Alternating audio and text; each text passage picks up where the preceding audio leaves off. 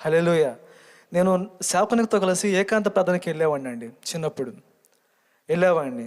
అయితే ఆయన ఆ చెరువు కట్ట మీద మోకాళ్ళుని ప్రార్థన చేసేవాడు. అయితే నాకు బోరు కొట్టేది. ఎందుకని ఏంది ఎప్పుడు ఈడికి తీసుకొస్తాడు, ప్రార్థన అంటాడు, ఇంకా మోకాళ్ళు వేస్తాడు అని చెప్పి నాకు బోరు కొట్టేది. అయితే ఒకసారి పాస్టర్ గారు ఏం చేశారంటే, బోరు కొట్టకుండా నాకు ఈ చెరువు మొత్తం 3 కిలోమీటర్లు ఉంది, ఈ 3 కిలోమీటర్ల చుట్టురా అని చెప్పాడు. 3 కిలోమీటర్లు ఎక్సర్సైజ్ అయిద్దని చెప్పి ఆయన ప్రార్థన మొదలుపెట్టాడు. నేను కాసేపు ఆడ కూర్చొని ఇంకా చెప్పాడుగా అని చెప్పి మొత్తం పరిగెత్తుకుంటూ వచ్చాను. నేను టైం పెట్టుకున్నాను, ఈ టైం నుంచి ఈ టైంలోపు రావాలని చెప్పి. అయితే పెట్టుకుని మొత్తం తిరిగి వచ్చానండి. ఇంచుమించుగా 1.5 గంట పట్టింది నాకు 1.5 గంట పట్టింది. నా పని అయిపోయి కూర్చున్నాను. ఆయన మోకాళ్ళ మీద నుంచి లేగవాల. నాకు చూసి ఆశ్చర్యం వేసింది. ఏంది ప్రార్థన, నా వల్ల ఇద్దా? ఇంతసేపు ప్రార్థన అంటే ఏముంటుందండి ప్రార్థనలో? దేవుడితో మాట్లాడుకోవటం అంటారు, దేవుడితో మన బాధను చెప్పుకోవటం అంటారు. ఏముంది? నేను ఆయన లేచి నుంచొని అట్లా నుంచొని ఆకాశం వైపు కళ్ళెత్తి మాట్లాడుతూ ఉంటే నేను ఆయన వెనకాలకి వెళ్ళి నాకేమన్నా వినపడిద్దేమో అని చెప్పి ఇట్టా ఉంటాను. గాలి తప్పితే నాకేమైనా పడదు. ఆయనేమో కళ్ళు తెరిచి ఆకాశం వైపు ఎత్తి చూసి, దేవా సరే దేవా, సరేనయ్యా, నీ చిత్తమే దేవా అని చెప్పి అంటూ ఉంటే నాకేమైనా పట్టలేదు, ఈయనకేమైనా పడుతుంది అబ్బా అనుకొని చాలాసార్లు విన్నాను. ఆయనేమో ఒక ఫ్రెండ్తో మాట్లాడుకున్నట్టు వచ్చి అక్కడ నుంచొని ఆకాశం వైపు కళ్ళెత్తి ఆయన మాట్లాడుతూ ఉంటే నేనేమో నాకేమైనా పట్టలేదు. చిన్న వయసు అప్పుడు పాస్టర్ గారు ఏంది ఇట్లా చేస్తున్నాడు అని చెప్పి అప్పుడు నాకు అర్థం కాల. కానీ ఇప్పుడు అర్థమవుతుంది. ఏంటి అంటే దేవుడు మాట్లాడుతున్నాడు అంటే ఏంది? ఒక వ్యక్తి విషయమైన అక్కడ ప్రార్థిస్తున్నప్పుడు, దేవా ఈరోజు పలానా కూటమికి వెళ్తున్నాను తండ్రి, అక్కడ మరి అది అన్యుల ప్రాంతము, అన్యులు వస్తారు, ఎట్లాంటి వాళ్ళు వస్తారో నాకు తెలియదు దేవా. కొంతమంది ఇబ్బందుల్లో ఉన్న వాళ్ళు వస్తారు, కొంతమంది సువార్త తెలియని వాళ్ళు వస్తారు, కొంతమంది నేను ద్వేషించే వాళ్ళు వస్తారు, నువ్వంటే ఇష్టం లేని వాళ్ళు వస్తారు దేవా. మరి వాళ్ళకి నేను మాట్లాడితే అర్థం కాదు దేవా, ఎందుకని నేను మనిషిని, నేను మాట్లాడితే ఏంది బాగా చెప్పాడు, మంచి ప్రసంగం అంటారయ్యా.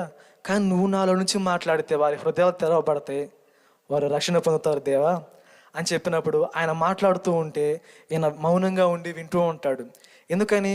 అక్కడ దేవుడు ఏం మాట్లాడాడు ఈ దైవజనుడు వచ్చి, పాస్టర్ గారు వచ్చి ఇక్కడ అదే చెప్తారు. హల్లెలూయా. ఎందుకని? ఆయన ఏం చెప్పాడో మనం అది చేయాలంతే. ఆయన ఏం చెప్పమన్నాడో సేవకుడు అది చెప్పాలంతే. అలా ఆయన ప్రార్థన చేస్తున్నప్పుడు, వామ్మో మన వల్ల కాదు లేదు, కాసేపు మనం కూర్చుందామని చెప్పి ఆడ మెట్లు ఉంటాయి, ఆ మెట్ల మీద కూర్చొని మళ్ళీ 1 గంట అయింది, ఇంకా లెగవల ఆయన, చీకటి పడుతుంది. నాకు అసలుగే పాములు అంటే భయం. ఆ చెరువు మీద పాములు ఎక్కువ. ఏం చేయలేం అర్థం కావట్లేదు అని చెప్పి ఇంకా స్కూటీ ఉంటుంది కదండి, స్కూటీ మీద కూర్చుంటా నేను. ఎందుకని? ఏ పాము ఎటు నుంచి వచ్చి కాటేసేదో తెలియదు కదా భయంతో. కానీ ఆయన అక్కడ పాములు లేవు, పులులు లేవు, పిల్లులు లేవు, ఏం పట్టించుకోడు, అంతే ఉంటాడు, అంతే మాట్లాడుకుంటూ ఉంటాడు. సరే ఈయన చేస్తున్నాడు కదా, పాస్టర్ గారు చేస్తున్నాడు కదా, ఒకసారి నేను ట్రై చేద్దాం, నేను ప్రార్థన చేద్దామని చెప్పి మోకాళ్ళు ఉండి ప్రార్థన చేస్తాంటే వెనకాల నుంచి ఎవరు వచ్చి నెట్టినట్టు, వెనక ఆ గాలి దెబ్బకి ఏదో సుడిగాలు వస్తున్నట్టు మొత్తం భయం పుట్టి, వామ్మో ఏంది ఒక ప్రార్థన చేయాలంటే ఎంత భయం పుట్టిద్దా అనుకొని నాకెంత భయం పడుతుంది. మరి దైవజనుడు ఏంది అంత అసలు గట్టిగా ఉన్నాడు, ఆయన వెనకాల ఏ సౌండ్ వచ్చినా పట్టించుకోవట్లేదు, ఇది ఎలా సాధ్యమైంది అన్నప్పుడు ఆయన ప్రార్థనలో ఆనందించాడండి.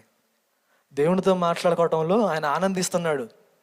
పక్కన ఇంకా లోకంతో పని లేదు, అటు పాము రాని ఏది రాని ఏ పురుగు రాని పట్టించుకోవట్లా. ఎందుకని? ఆయనకి తోడు నీడగా ఉంది దేవుడు కాబట్టి ఆయన అవేం పట్టించుకోవట్లా. అలాగే మనం ఉండాలి, ప్రార్థించాలి, ఒక ఆత్మ విషయమై కన్నీటితో ప్రార్థించాలి. అతనికి సువార్త చెప్పే ముందు ప్రార్థించాలి, చెప్పినాక ప్రార్థించాలి. కొంతమంది సువార్త చెప్పేసి ఊరుకుంటారండి, ఇంకా దేవా నువ్వే కార్యం చేయ అంటారు. అలా ఉండకూడదు. ఆ వ్యక్తి మారేదాకా ఆ చెప్పిన మాటలు అతని జీవితంలో ఫలించేలాగా ప్రార్థించాలి మనం. అలా ప్రార్థిస్తేనే దేవుడు మన ప్రార్థన విని ఒక ఆత్మను తీసుకొని వస్తాడు. హల్లెలూయా. ఇక్కడ కూడా అండి సేవకుడే కాదు, ఇక్కడ ఉన్న ప్రేయర్ టవర్లో ఉన్న ఉమెన్స్ అంటే లేడీస్ కూడా ఇక్కడ పనుకోవడానికి నేను ఒకసారి వచ్చాను చర్చిలో.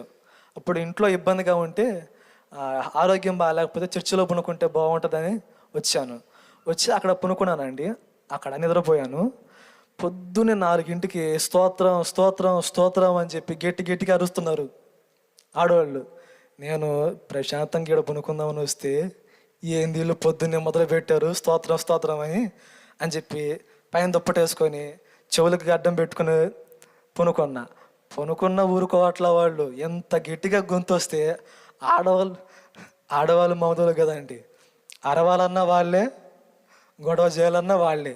మగవాళ్ళు 100 మంది మాట్లాడుకున్న ఇబ్బంది ఏముండదు, కానీ ఆడవాళ్ళు 3 చాలు గందరగోళం చేయటానికి. అట్లాగా వాళ్ళు ఆడ చివర కూర్చొని అక్కడ వాళ్ళు స్తోత్రం స్తోత్రం అంటే ఎక్కడో ఆ మూలన కూర్చున్న మాకు చెవులు పగిలిపోతాయి.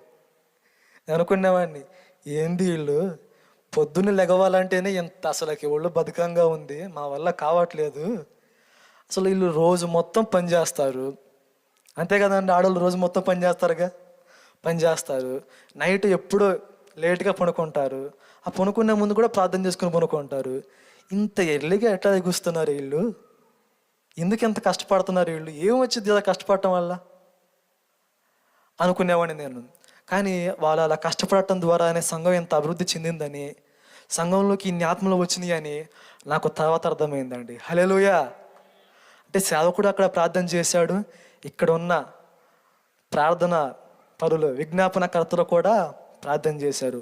వాళ్ళు వారి గురించి ప్రార్థించుకోరండి. చాలామంది ప్రార్థనలు ఎట్లా ఉంటాయి అంటే, నన్ను దీవించు దేవా, నా కుటుంబాన్ని దీవించు, నేను ఆత్మీయతలో పడిపోకుండా దీవించు అని చెప్పి చేసుకుంటారు. కానీ ఇక్కడ ఉన్న స్త్రీలు మాత్రం, దేవా ఆత్మని రక్షించయ్యా, సేవకునికి తోడై ఉండు, సేవకుని సాక్ష్యాన్ని కాపాడు అని చెప్పి వారి గురించి కాకుండా వారి కుటుంబాల గురించి, ఇరుగు పొరుగు వారి గురించి, ఆత్మల గురించి ప్రార్థన చేస్తారు. అలా వారు చేస్తున్నారు కాబట్టి ఆ ధూపం దేవుని వద్దకు వెళుతుంది. కాబట్టి ఇంతమంది ఆత్మలు మీటింగ్స్కి వచ్చారు కండి. 2020 మీటింగ్స్కి వచ్చారా? మీటింగ్స్కి ఎంతమంది ఆత్మలు మారుమనసు పొందారు తెలుసా మీకు?